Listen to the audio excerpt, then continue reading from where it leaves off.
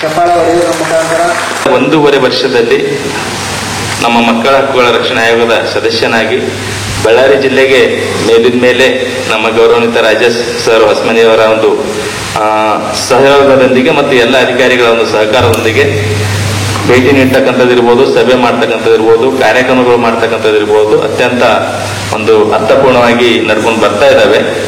ಆದರೆ ನಮ್ಮ ಈ ಬಳ್ಳಾರಿ ಜಿಲ್ಲೆಯ ಜಿಲ್ಲಾ ಮಕ್ಕಳ ರಕ್ಷಣಾ ಘಟಕದ ಅಧ್ಯಕ್ಷರು, ಮಾನ್ಯ ಜಿಲ್ಲಾಧಿಕಾರಿಗಳು ಕಳೆದ 1.5 ವರ್ಷದಲ್ಲಿ ಮಕ್ಕಳ ವಿಷಯಗಳಿಗೆ ಸಂಬಂಧಪಟ್ಟಂತೆ ಯಾವತ್ತೂ ಸಹ ಒಂದು 5 ನಿಮಿಷ ಕೂಡ ಸಮಯ ಸಿಗಲಿಲ್ಲ. ಯಾವ ಕಾರಣಕ್ಕಾಗಿ ಯಾವ ರೀತಿ ಬಿಜಿ ಇರ್ತದ್ರ ಗೊತ್ತಿಲ್ಲ. ಯಾಕಂದ್ರೆ ಜಿಲ್ಲೆಯ ಮಕ್ಕಳ ವಿಷಯಕ್ಕೆ ಸಂಬಂಧಪಟ್ಟಂತ ಅತ್ಯಂತ ಮುಖ್ಯಸ್ಥರಾಗಿರೋರು ಮಾನ್ಯ ಜಿಲ್ಲಾಧಿಕಾರಿಗಳು ಆಗಿರ್ಬೋದು, ಜಿಲ್ಲಾ ಪಂಚಾಯತ್ನ ಶಿವರಾಗಿರ್ಬೋದು. ನಾನು ಹೇಳ್ತಕ್ಕಂಥದ್ದು ಅತ್ಯಂತ ಬೇಸರದ ಸಂಗತಿ ಏನಂದ್ರೆ, ಪಕ್ಕದ ವಿಜಯನಗರ ಜಿಲ್ಲೆಯಲ್ಲಿ ನಾನು ಭೇಟಿ ಕೊಟ್ಟಂತ ಸಂದರ್ಭದಲ್ಲಿ ಯಾವತ್ತೂ ಕೂಡ ಅಲ್ಲಿರ್ತಕ್ಕಂಥ ಮುಖ್ಯಸ್ಥರು ಮಕ್ಕಳ ವಿಷಯದಲ್ಲಿ ಈ ತರ ಒಂದು ನಿರ್ಲಕ್ಷ್ಯ ತೋರಲಿಲ್ಲ. ಹೀಗಾಗಿ ನಮ್ಮ ಆಯೋಗ ಇದನ್ನು ಬಹಳ ಬೇಸರ ವ್ಯಕ್ತಪಡಿಸ್ತಾ ಇದೆ. ಯಾಕೆಂದ್ರೆ ಜಿಲ್ಲೆಯ ಮುಖ್ಯಸ್ಥ ಸ್ಥಾನದಲ್ಲಿ ಇರ್ತಕ್ಕಂಥವ್ರು ಮಕ್ಕಳ ರಕ್ಷಣೆ ವಿಷಯದಲ್ಲಿ ಅತ್ಯಂತ ಸಂವೇದನಶೀಲತೆ ಉಳ್ಳವರಾಗಿರ್ಬೇಕಾಗುತ್ತೆ.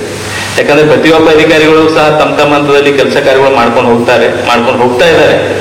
ಮುಖ್ಯಸ್ಥರಾದವರು ಸರ ಒಂದ್ಸತಿ ಆ ಮಕ್ಕಳ ಬಗ್ಗೆ ಪ್ರೀತಿ ವಾತ್ಸಲ್ಯ ತೋರಿದ್ರೆ ಮತ್ತಷ್ಟು ಒಂದ್ ರೀತಿ ಒಳ್ಳೆ ರೀತಿ ಕೆಲಸ ಕಾರ್ಯಗಳು ಆಗ್ತಾವಂತಕ್ಕಂಥ ಮಾತನ್ನು ಹೇಳಿಕ್ಕೆ ಇಚ್ಛೆ ಪಡ್ತಾ ಇದ್ದೀನಿ. ಯಾಕೆಂದ್ರೆ ಈಗಾಗಲೇ ಈ ಬಳ್ಳಾರಿ ಜಿಲ್ಲೆಯಲ್ಲಿ ಪ್ರತಿಯೊಂದು ವಿಷಯದಲ್ಲಿ ಮೇಲಿನ ಮೇಲೆ ಭೇಟಿ ಕೊಟ್ಟಂತ ಸಂದರ್ಭದಲ್ಲಿ ವಿಮ್ಸ್ ಆಸ್ಪತ್ರೆ ಇರ್ಬೋದು, ಆರೋಗ್ಯ ಇಲಾಖೆ ಸಂಬಂಧಪಟ್ಟಂತೆ ಈಗಾಗಲೇ ರಾಜ್ಯ ತುಂಬಾ ಈ ತಾಯಂದಿರ ಮರಣದ ಬಗ್ಗೆ ಸದ್ದು ಮಾಡ್ತಾ ಇದೆ. ಯಾಕೆಂದ್ರೆ ಪ್ರತಿಯೊಬ್ರು ಮೇಲಿನ ಮೇಲೆ ನಾವು ಅದ್ರ ಬಗ್ಗೆ ನೋಡ್ತಾ ಇದ್ದಾಗ, ಪುನಃ ಮೇಲುಸ್ತರಿ ಮಾಡ್ತಾ ಇದ್ದಾಗ ಈ ತರದ ಒಂದು ದುರ್ಘಟನೆಗಳನ್ನ ಎಲ್ಲಿಗೆ ಸಾಧ್ಯ ಇಲ್ಲ.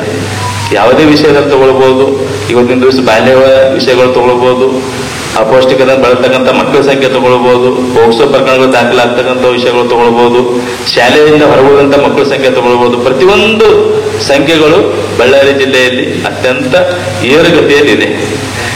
ಈಗಾಗಲೇ 1989 ದೇಶ ನಮ್ಮ ಮಕ್ಕಳ ಸರ್ವಾಂಗೀಣ ಅಭಿವೃದ್ಧಿಗೆ ಮತ್ತು ಅವರ ಸಂಪೂರ್ಣ ಹಕ್ಕನ್ನು ರಕ್ಷಣೆ ಮಾಡಲಿಕ್ಕೆ ನಾವು ಸನ್ನದ್ಧರಾಗಿದ್ದೀವಿ ಅಂತಕ್ಕಂಥ ಮಾತೊಂದಿಗೆ 1992 ಸಹಿ ಹಾಕಿದೆ. ಅದರಂತೆ ಈಗಾಗಲೇ ರಾಜ್ಯ ಮಕ್ಕಳ ಹಕ್ಕುಗಳ ರಕ್ಷಣಾ ಆಯೋಗ ಇರಬಹುದು, ಬಾಲ ನ್ಯಾಯ ಕಾಯ್ದೆ ಇರಬಹುದು, ಪೋಕ್ಸೋ ಕಾಯ್ದೆ ಇರಬಹುದು, ಶಿಕ್ಷಣ ಹಕ್ಕು ಕಾಯ್ದೆ ಇರಬಹುದು, ಪ್ರತಿಯೊಂದು ಕಾಯ್ದೆ ಕಾನೂನುಗಳು ಅತ್ಯಂತ ಕಠಿಣವಾಗಿವೆ.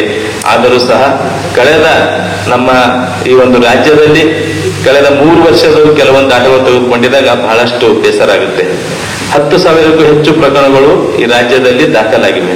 ಅದರಲ್ಲೂ ಶಿಕ್ಷಾದಂತ ಸಂಖ್ಯೆ ಬರೀ 202 ಅಷ್ಟೇ.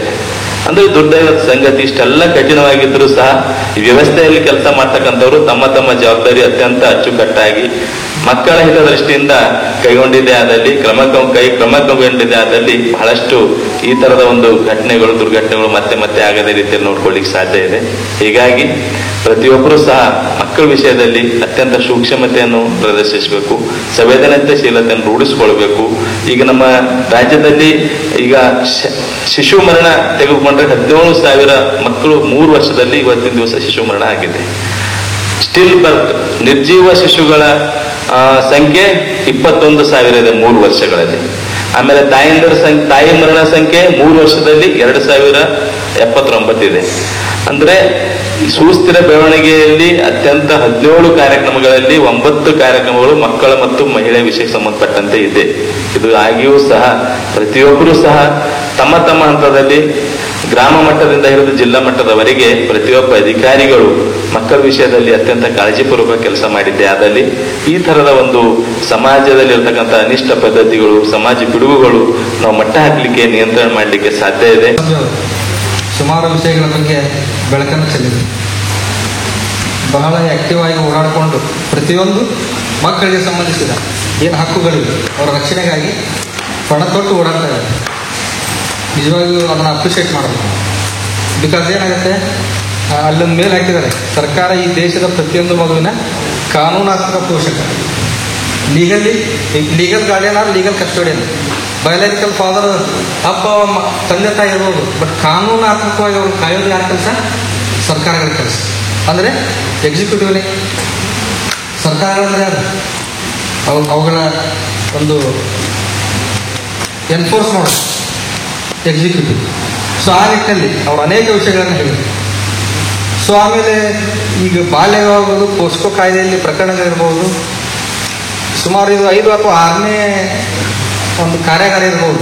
ನಾವು ರಾಘವೇಂದ್ರ ಭಟ್ ಅವ್ರನ್ನ ಭೇಟಿ ಆಗ್ತಾ ಅಷ್ಟು ಉತ್ಸಾಹದಿಂದ ಎವ್ರಿ ಟೈಮ್ ನೋಡಿದಾಗ ನಿಮ್ಗೆ ವಯಸ್ಸಾದ್ರೂ ಆಗುತ್ತಿಲ್ಲ ಅಂತ ಕೇಳಿದವ್ರಿಗೆ ರಾಘವೇಂದ್ರ ಭಟ್ ಅವರು ಅಷ್ಟೇ ಉತ್ಸಾಹದಿಂದ ಓಡಾಡ್ಕೊಂಡು ಅಷ್ಟು ಚೆನ್ನಾಗಿ ಪಾಠ ಮಾಡ್ತಾರೆ. ಬಟ್ ಅದನ್ನು ನಾವು ತಿಳ್ಕೊಂಡೋದನ್ನು ನಮ್ಮ ಕಾರ್ಯಕ್ಷೇತ್ರದಲ್ಲಿ ಬಳಸ್ಕೊಳ್ಳೋದೇ ಅದು ನಮ್ಮ ಕರ್ತವ್ಯ.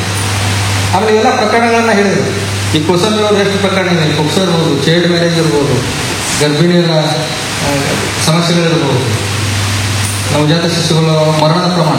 ಬಟ್ ಇದು ಓವರ್ ನೈಟ್ ಒಂದೇ ದಿವಸ ಇವತ್ತು ಆಯ್ತಪ್ಪ ಇವತ್ತು ಎಲ್ಲ ನಾವು ಫಿನಿಶ್ ಮಾಡಿಬಿಟ್ಟು ನಾಳೆಯಿಂದ ಎಲ್ಲರೂ ಆರಾಮಾಗಿರ್ಬೋದು ಅನ್ನೋಂಥದ್ದಲ್ಲ. ದೇಶದಲ್ಲಿ ಕಂಟಿನ್ಯೂಸ್ ಪ್ರೊಸೆಸ್ ಇದೆ.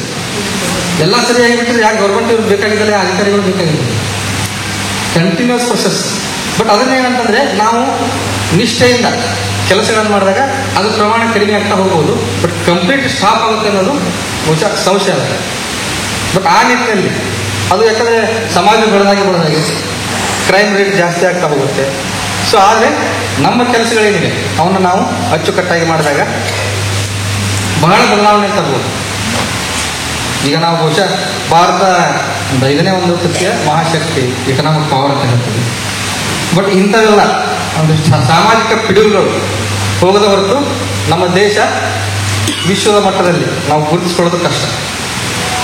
ಬಿಕಾಸ್ ಪ್ರತಿಯೊಂದು ಸರ್ಕಾರದಿಂದ ಸಿಗಬೇಕಾದಂಥ ಯೋಜನೆಗಳು ಬಡವರಿಗೆ, ಕೈಲಾಗದವರಿಗೆ, ಕೆಳಮಟ್ಟದವರಿಗೆ ಸಿಕ್ಕಾಗ ಅದು ಯೋಜನೆಗಳ ಸದುಪಯೋಗ.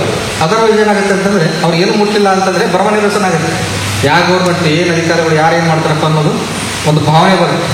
ಆ ನಿಟ್ಟಿನಲ್ಲಿ ಇವತ್ತೇನು ಕಾರ್ಯಾಗಾರ ಇದೆ ಅದು ಯಶಸ್ವಿಯಾಗಲಿ ಅಂತ ಹೇಳ್ತಾ ಬಳ್ಳಾರಿಯ ನಿರಂತರ ಸುದ್ದಿಗಾಗಿ ಬಳ್ಳಾರಿ ಬೆಳಗಾಯಿತು ಚಾನೆಲ್ನ ಸಬ್ಸ್ಕ್ರೈಬ್ ಮಾಡಿ ಹಾಗೂ ಬೆಲ್ ಐಕಾನ್ ಒತ್ತಿ.